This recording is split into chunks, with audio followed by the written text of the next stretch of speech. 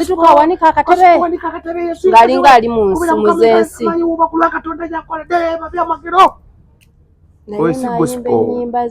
Oyo si gospel. Omusajja yayimba n'agamba nti nze okutandika otegeera ensi saafuna ssanyu na mirembe kuba ne be nasangawo tebaalina ssanyu amazima maama ne baganda bange be nasanga mu nsi eno wamma mu mutima ne neebuuzanga nti oba taata yalagawa okulya n'okusoma kwaffe lwaki nkusampulingiddemu nagambe nze ndi muyimbi waddala ezo ennyimba z'omusajja ate okaaba bambi tokaaba tubakisampulingamu kati owulira oluyimba olwo ng'akulaga nti okulya n'okusoma kwabwe yali katonda tegedde yali katonda ne maama waabwe yabazaala kati gwona ava eno oyimba gospel n'ogamba maama mwagala nnyo yesu mwagala yazaala maama mwagala bannange ayagala maama we kuba yesu oyo si gospel kyova abadde batimbawo bonna badde bayimba ebyo byengezezaako kulaga tegedde yesu kutama wuba bulu emikono suula wuba akatambala yesu ne yesu naye wabeerawo ayinza okubanga atuddaawo n'atunula bwati n'asalako n'agamba nonanyimbako nalimba kuleki yesu wuyo wuli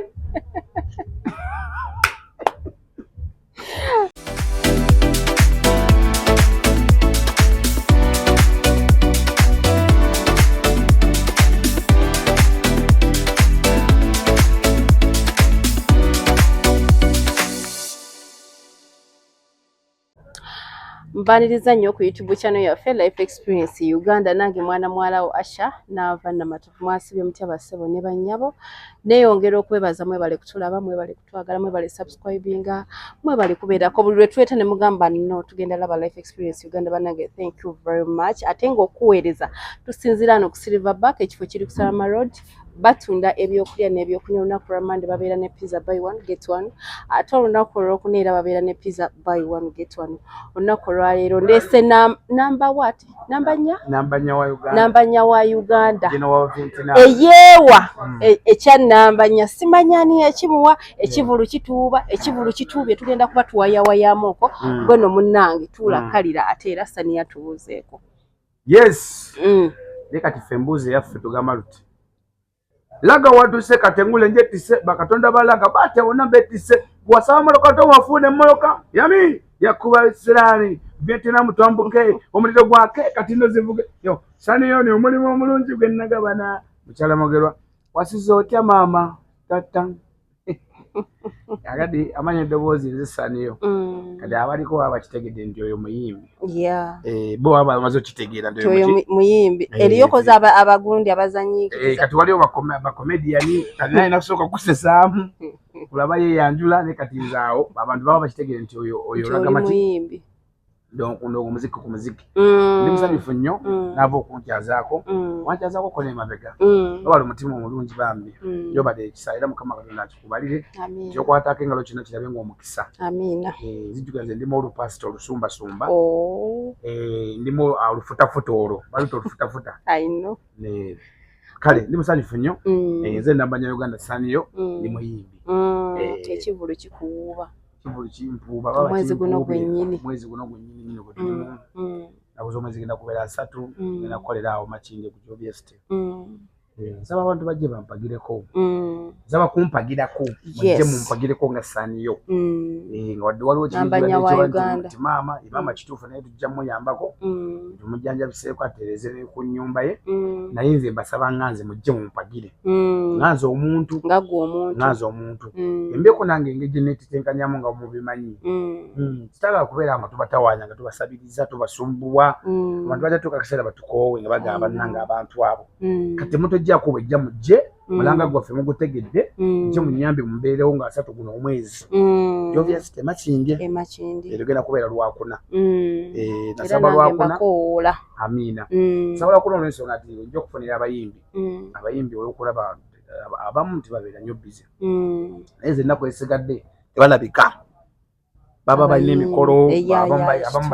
balina emikolo ku mbaga abamu onkyegedde kati nkubira essimu oteeka ndi eno ndi ku mukolo n'olwokuna olwo oli wagamba nti timba olwokuna Katonda nakuyamba kitambula bulungi abayimbi baba balina okubeerawo era bonna mbalina bonna nga bonna batadde ku posta bonna bagenda kubeerawo awo. Okay, waliwo ekintu kye nerabirako kubuuza last time. Abayimbi wali obaddeko n'ogamba kati ntandise field ya music nange njagala njivemu nga nina kye neekoledde oba mu myaka bwegiti mbeere nga mpumula waliwo kirowoozezaako nga gwe sani? Kati nze ssaawa zino naye akapoloti nakugamba nagula akapoloti kali 7 ku 10 7 ku 10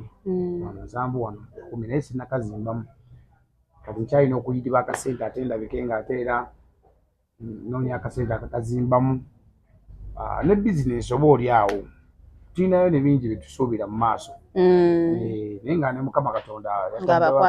awo egali akagundi awo naye ekikulu byonna ku future mu maaso kwetegeka patayime egenda kutuuka nga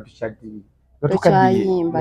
ng'obeereyo oba gasaniyo kawulira nga saniyo banesani yalidda bati saniyo yakolayo kafaamu keeyo Mukama Katonda yamuyamba nakolayo kafaamu abeereyo mu bisolo bye abeereyo mu nsolo ze alunda nsolo ze ali mu nsolo kugamba ali mu bisolo kati bw'oŋŋamba ebisolo manyi abamu tukipuna nsinga bulala ebisolo bakimanyi abantu bona bamanyi nti ebisolo tyebiri nanti mwakifuulafuula abo bajja kifuula yalina endowooza ya kirikiri naye nze ŋŋamba ensolo zino ze balunda ebisolo embuzi ente endiga n'ebinyonyi babirunda ogeza ng'enkoko enkoko ebalibwa mu binyonyi so kiri n'embaata ebalibwa mu binyonyi waliwo n'abalunda babuyita butya buno obweru ennyo enjiibwa ng'enjiibwa ezo simanyi nakumanya enjiibwa mbo bagirya n'ogirya enjiibwa nze sisobola girya n'ozifumba nga ziringa ozadde mu katogo ate sekoko olisobola girya sekoko naye njiridde nako ebintu byesiryanko naava embaata ate sagala kulya mbaata pozi ng'ogimpali sitegedde kubanga wenjituna ndabyekola nga ndaba ebyaddala embaata naye enkoko ekizooka enkoko eriika enkoko yo njirya kale tuneteekateeka mu bulamu mu maaso kaba nga tuwadde obulamu okubanga olinako naawe akako wonaabeera wonaakadiira. Okay, waliwo n'ekibuuzo kyange ekirala waliwo abayimbi baffe ffe nga ffe negerezaako nti tukuze tubawulira abutunawo bakyaliwo ku mulembe gwe baaliko baali b'amaanyi essaawa zino nga tebakyali b'amaanyi mu njogera ennyanku enjogera ennaku zino eriwo mbu batwekaka oba beenyiga mu mulembe guno ate ng'ogwabwe gwakola ki gwaggwako eyali ayambala bring myaka egiwedde edda nakati ssaawa zino ng'ayambala bring mu myaka gyo tugeze kuba kati gwe tonavaako nnyo okyali mu bubuka muto osuubira okubeera ng'okyambala bring essaawa zino era tukula kuba kati emyaka 3 ngenda myaka 35 kyali muto naye nze naweza emyaka 45 myaka 45 ekyo Katonda nga tuyamye obulamu we buli nja kuba mulala nnyo nga wakyuka oli akumuntu ajja kuusanga agambe ono esaniyo bano saniyo abaali kalapakolakola ngefujjo kye ng'omanyi ebyekivubuka ngenda kuba mulala nnyo kyewandi mu kwesetinga naava njala kubeera nga omuntu ajja n'atuula nange n'awulira nti tufu abantu bakula bakyuka endowooza etime etuuka olina okukula nze mbajala nnyo omuntu akula omuntu akula akole n'endowooza n'ebirowoozo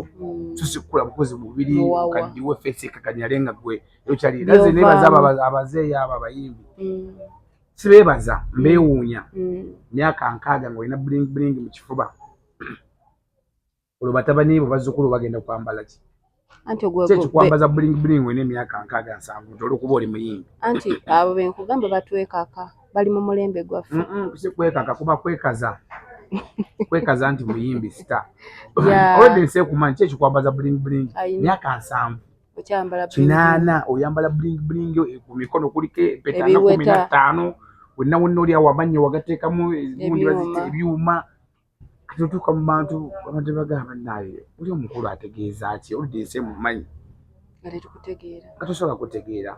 so ndowooza nze nja kuba mulala mukongo obulamu we buli nava era nsaba Mukama Katonda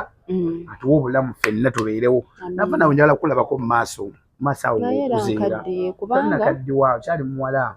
byenkola binkuzizza nekuza omaye bw'otakula birowoozo munnange neisaayo munne ya kikulu nnyo mutayinza oganavaayo kali myaka nga 5 nenga oli myaka 328 yasi otula nobeera boti ng'abantu kati gwe neisaayo wano bayimbi yinza okuwerako ekyokulabirako omuyimbi wano neisaayo embeerazo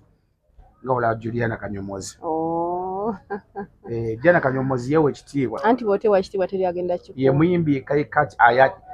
banji nnyo abeewa ekitiibwa Juliana Kanyomozi yewe ekitiibwa kati wenkutunulira bwenti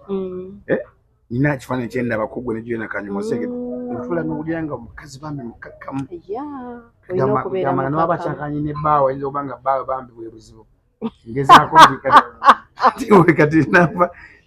kati waliwo kigendaba nati nava bambi oba akyakanye ne bbaawe bambi ayinza okuba nga bbaawe bwe buzibu era be basinga okuba obuzibu gyendi wanda bw'oli mukakkamu nnyo musajja ng'ofunye ekisajja kirungi kivuga nga kirina keya bulungi ng'ate kitudde nakyo nga ebintu kibitegeera bulungi nga si bonna bakozesa buno bugundi waliwo bakozesa babuyita gundi rakozenoki babuyita gundi shisha bweki shisha bweki obwo bwogamba shisha waliwo abasajja era okuzina bakozesa ebintu ebiragala drugs bino bi ice kakasa omukazi okutteko kati ofuna omusajja nga mutuufu nze ndaba nga oli mukakkamu nnyo neyanze ekitiibwa ekyo kiva eri Mukama mazima nina kyendabe nti singa oba ofunye omusajja nga mukakkamu nga nemukwatagana okitegedde era nkisabira Allah akimpe naye kati Katonda ate kuvaamu nakuwa omuyaaye bannange entomera obayisemu nnyo abayaaye embozi etugireko enjakaaba anyway saniyo last week yabadde kyabadde kivulo kya mwana mulenzi Ngoma Joseph Ngoma wabaddeyo tewabaddeyo kituufu kiri nti tewabaddeyo kituufu kiri nti saaliyo olw'ensonga nezangibwa nyina sho olunaku lwe lumu naye nagezaako kye nalina okukola kubanga okulimba nakyo kikirungi aye n'amazima nago tigakaawa geetaagisa waki okulimba olunaku lwennyini nalinako sho twali Masaka ate nanini sho eyo yali yampaako dda kasente ke nga omanyi naffe twetaaga mu kasente byetaagisa bingi awo kulamu okutambula naye nakola kye nalina okukola nalanga napositinga buli wamu nagezaako kozi Ngoma Joseph muyimbi wange nze ndi muyimbi nate ye muyimbi wange anyimbira bulungi nnyo ate kyali wange mukono gwange nguvudde ku byaki tuba tukwataganye tusamoya nga twesanze tunyumya twogeramu amanyisaniyo era nebaza nnyo Mukama Katonda Ngoma ye takola nko kusho naye Katonda yagimuwadde mu budde obutuufu kugamba yakikoleredde nakikola mu budde obutuufu bwakyo gundi ya Joseph Ngoma yakuwadde ki ekyokuyiga nga gwe omuyimbi okweteekateeka kubanga Ngoma tabadde nnyonnyonnyo nti weeno weeri Ngoma ayimba gospel abayimbi bangi wano abayimba gospel bulungi bayimbi bangi abategese concert awantu awo ne wawamira so nga gwe omuyimbi yakuwadde kyakuyiga ki nayize ebintu nga 5 osheya Ngoma ekisooka buli woyimba gospel fubanga nnyo gwe n'omuyimbi andaba ssaawa zino oli muyimbi ofubanga nnyo nnyo n'oyimba ekitegeeza gospel ekimiininga ekyo nti gospel ovuddeko bano bayimba gospel nga baagala kusitula butuzi bantu situka wanika akatebe ng'alinga ali mu z'ensi obakulwa Katonda gyakola deba byamagero oyo si gospel omusajja yayimba n'agamba nti nze okutandika otegeera ensi saafuuna ssanyu na mirembe kuba ne bennasangawo tebaalina ssanyu amazima maama ne baganda bange bennasanga mu nsi eno wamma mu mutima ne neebuuzanga nti oba taata yalagawa okulya n'okusoma kwaffe lwaki nkusampulingiddemu nagambye nze ndi muyimbi waddala ezo ennyimba z'omusajja ate okaaba bambi tokaaba tebakisampulingamu kati wowulira oluyimba olwo ng'akulaga nti okulya n'okusoma kwabwe yali Katonda tegede yali Katonda ne maama waabwe yabazaala kale gwona veno yimba gospel n'ogamba maama mwagala nnyo Yesu mwagala yazaala maama mwagala bannange ayagala maama we wa Yesu si gospel kyova abadde batimbawo bonna badde bayimba ebyo byengezezaako kulaga tegede Yesu kutama wuba mulu emikono sula wuba katambala Yesu ne Yesu naye wabeerawo ayinza okubanga atuddeawo n'atula bwati n'asalako n'agamba nonanyimbako nayimba kuleki Yesu wuyo wuli nyabo so ati ngoma Joseph yesetinga nnyo yayimba n'agamba olugendo lw'obulamu lubeera luwanvu bannyabo ne bassebo olugendo lw'obulamu lubeera luwanvu nnyo bassebo ne bannyabo mulimu abamu we bakaabira nga n'abamu basanyuka mulimu bingi ebinyigiriza abaavu nga n'abagagga bibanyiga kati yakulaga nti nno oba sukaali oba mafuta oba mazzi kitwalizaamu n'omugagga oba masannyalaze kiba kirinnye n'omugagga n'omugagga mwenna otegede mulimu ebiseera woonoonya okuwumula naye ne kubula ze bino bye bimu ku bibadde mu lugendo lwange olutuse wano agamba nakula na maama ebya taata sibimanyi nnyonnyo twabeerangaawo ne maama ngenda kwekola ki kati kyekyaleetedde abantu okujja mu shoze yayimba ku bintu ebinyiga emitima gy'abantu nze nyina olimba lwa gospel by the way ngenda kukolayo album namba ya gospel zinjala nnyo Katonda kyovola mbadde nnyimba nnyo nnyimba za ngoma Joseph era bamanyi bakimanyi waliwo natuuka kaseera nga abantu balabanga nze agenda ogwa eddalu nga bagamba saani ye alina ogwa eddalu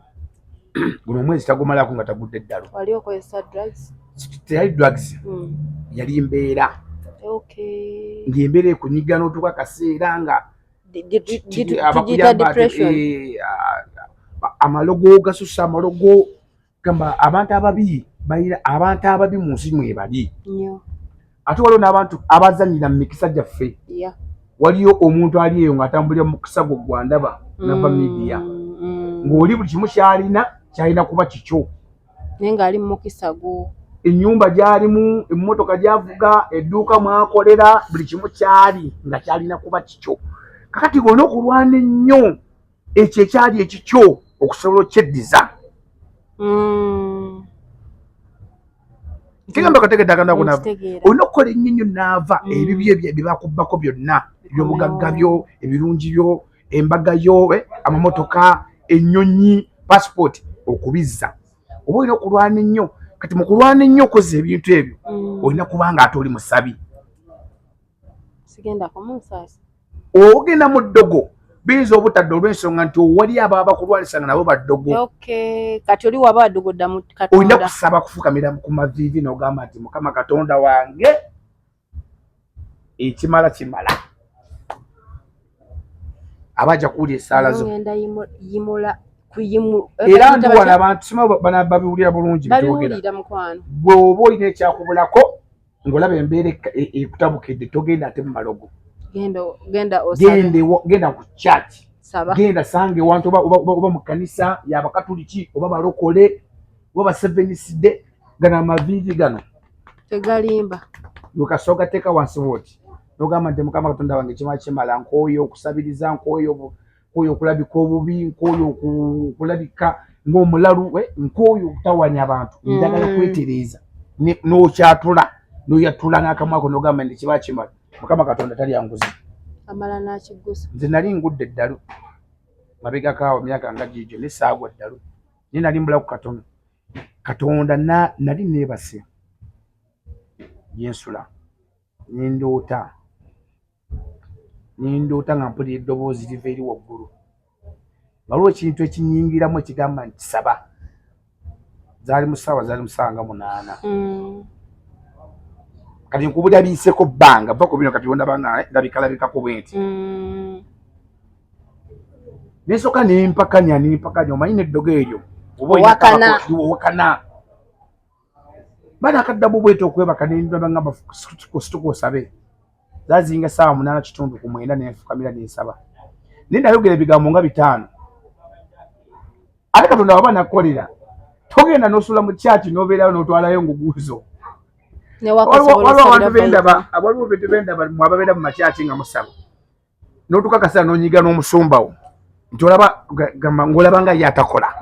kyokka nga ate olaba waliwo ate abafunamu basabira ne bakola ki kitegeeza gwe ayomba n'omusumbawo muno byakola byasaba tebiriiyo waliko ekikyamu saniyo kambuuzeyo ekibuuzo oba ogenze ku kyaki okusaba ogenda kulwa Mukama Katonda ogenda kulwa musumba oba kati kyembadde ngawumba nenkujjira abantu abasinga mugenda okujja mu makyaki nga mulina ebigendererwa nga 4-5 ozze kulaba mukazi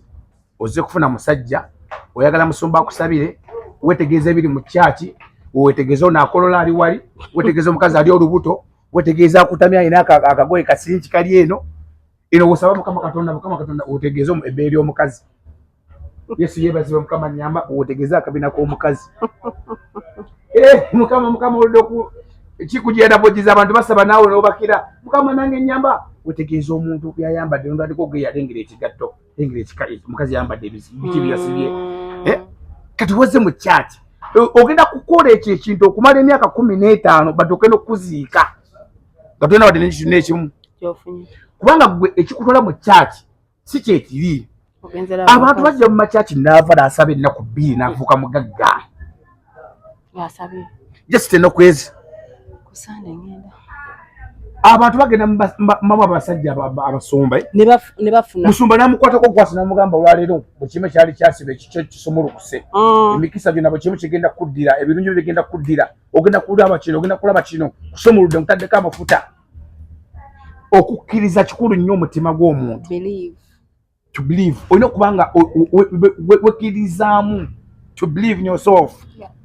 olina okwekkirizaamu nga gw'omuntu musumba abeera eri pasita akuta akazindalo ali ku kituute banange musituke musabe banange musabe kyakola Mukama Katonda yatula nga gwoli eri ogamba Yesu otudde mu katebe abantu bali eri abantu kale tugambe nti tuyimiridde kati gwoli eri mu nsonda abantu balekana owulira nava owulira asaba nava alina kyayagala Mukama Katonda guno omwaka guno kolera kino njagala genda bweru oli awo omuliraanye nga gogamba Yesu nze nina ekizibu kyange Yesu era Yesu ali badde owulira eddoboozi lyange era wulira Yesu oluddewo okunkolera Yesu tambuza ebigere omusajja eri musumba ali mbagamba pasita ali mbagamba saba n'eddoboozi lyo kowoola Mukama Katonda yatula nga gogamba Mukama simanyi oba ondaba kwegamba gwolinga boosi wa Katonda ate ekinyumidde mu ekyo ogambye mu bukadde bwo ogenda kubanga oli mu kulunda ngenda kuba mu bisolo ngenda kuba mu nsolo bisolosolo ebyo ngenda kuba mu nsolo ensolo nzirina kankweka advice yange nange ekikusa kigamba nti ensolo zange nazirundira ddala ngenda kuba ensolo zonna enkazi n'ensajja mumusuubire nti ngenda kuba mu bisolo nga Mukama ampadde obulamu ngenda kuba n'ensolo nga nyingi olaba onyumirwa bwa pasita ati ze maaso era obujja ze nina kunjina n'amafuta olaba gundi same ono wa comedy naye yakoze kyaki nina amafuta era mmwe mwenna abasobola okunteekamu ssente ng'olaba n'ebigambo bidda byenjogera nti biri ku Katonda munteekemu ssente tukole kyaki ekikigwe munteekemu ssente tukole kyaki ate kyaki egenda kuba ya ddala nga n'amafuta ga ddala tusobola okukola kabe yabiwempe ne babugembe batandikira mu yabiwempe tewali buzibu ate ebiwempe so ssente ze nyina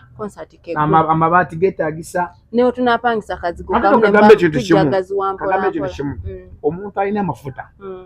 omuntu owa ddala ng'aliko amafuta kati ze naava ndiko amafuta mayi lwaki enkana kambaata ewaffe gye nava baavu maama wange mwavu ne daddi mwavu naye twakula baatubeererawo wadde baavu ne baatitinkanya ne tusomako ne twasoma ne tulya nga omanyi nabo baatubeererawo naye singa naddadda mu kyalo kyenebaza Katonda singa naddadda mu kyalo kubanga sayina sapooti sina sapooti tuba mu kyalo simanya nti ate mu kyalo maama nterako miliyoni 5 munange daddi taata munange njala kukola video munenyabo ntereko miliyoni 7 teziriyo muzeeyi gyayi naye ali mukwirwa n'abato bange abaliyo nze nakula na step mother kugamba mpisa mu nnaku ennyingi ennyo nswagolinze nnyo okubeerawo Katonda abadde Katonda kyova olaba njala nnyo Katonda woyimbira oluyimba lwa Pastor Bugembe kyova olaba nziyimba ezo n'ennyimba Saabisaanira kijja ne mpulira nga nnino kiyimba ate n'enziyimba ate abantu ne bazaagala nnyo ne bajja ne kusejja ne banfuwa ne ku ssente tukwaniriza mu studio za TV yaffe sebo mwagala w'abangi buli kyoba mbuuze ebibuuzo ku ggwe konze ndi kuyita obye twegambire wakola otyo fuuka kino ky'oli ssebo wasala amagezi kyoga tugambe twakulaba wano ng'otandika banga tono okyuse ssebo yali omwavu mpulira kati weevuga oli bulungi onyirira jegede wakyaziza muyimbi nkufuna kubanga balimbalimba ate nebaza Katonda nyina ekigambo kingi n'okuyimba nkumanyi nnyo kati waliwo abantu abagamba kiyaye mwana tukyaddala bakomenti galaga kiyaye kyaddala kisanyo kyaddala ku metro ku kivulu kino batewayiseeyo kuba metro yatulera metro fama mbadde sinakyalayo kyalayo nyina program za TV ezo yes nakwongerako n'omukyalo Alima njagala nnyo Alima big up ne soft abike bannange mwena lupi musudani stigman musudani mwebale nnyo abaana banjagala nnyo bana media bane mundaziravu sina muntu gonna wadde kikumenyese naye nava nkwebaza okubira amasimu ga saanyo jankukyazi saanyo jankukyazi waliwo n'abakwetaaga abakunoonya abaga nava wakitankyazaawo napaka platform waitaba amasanyalaze ago nawe olina abantu boolowoozaako nga ggwe tegede naga katyaze saaniyo kati tegede katyaze ono katyaze ono kiza namwe munwaniddeko nga wadde waliwo nensi etumala munnange nensi etumala kasoba n'okukkiriza waliwo ekintu kinjagala okunnyonnyola nga tumaliriza kuba olina enshendala era nyinawe mbadde ngenda kugundi awo ku interview nawe ngenda ku interview awo waliwo kinjagala okunyumiza waliwo ebintu bye tusaba Katonda atuwe ng'oba oli awo tunatuuka kubifuna ne tukaka Katonda kana akantu njagala bona akatema muteme kateekeka waliwo ekintu kyoli mu kusaba Mukama Katonda akuwe gwandaba ssaawa zino oli awo waka oli ku mulimo olina wooli awo olina kyoyagala Katonda kukolere kabula Katonda mu mutima gwe akebeeramu alaba tonnatuuka kifuna ekisooka abantu abasinga baagala smartphones ezolaba olina agamba nze njagala nkoye mapeesa nkoye akasimu k'amapeesa nga gweofukamira ng'ogamba nti nkoye akasimu k'amapeesa Mukama omusaba nkulaba akattu kano njagala okateeka obuteesi bakalema ekyokuyiga osaba Katonda buli lunaku okoye esimu y'amapeesa oyagala smartphone nga saniyo gyakutte nava gyakozesa owuli oyagala iPhone wabula k'amapeesa k'olina k'okutte mu ngalo k'okooye eryanda lyako zezikazizike k'amapeesa k'okutte mu ngalo eryanda lyako zizikazizike n'akasaani kyate kakyaliko kyokka eryanda eppya lya 5,000 tosobola kugula lyanda lya kapeesa mapeesa tosobola kugula kikava kya kamapeesa ekikava kya 3,000 oyagala Mukama Katonda akuwa iPhone iPhone onagisobola kikyotegeeza musumba Saniyo kalimu kanako kale mugamba kalimu ebyokuyiga bingi oyagala Mukama Katonda osaba Mukama Katonda bakuwole miliyoni y'esente mukwano gw'omukubidde amasimu buli naku mpola miliyoni nava nyabo mpole miliyoni nava nawe pa miliyoni 2 nava waliwo omuntu yakuwola emitwalo 10 gyakolemu okusasula wabula nagambye kateme mu butemi kano kakuyiga njagala mukawulize mutegedde akasajja abantu amanda bamulabanga zoro naye boys emalayo ndi wadda ndi musomesa soko osasula emitwalo 10 egyoli Katonda akuwa omuntu omulala ajja kuwola miliyoni kituufu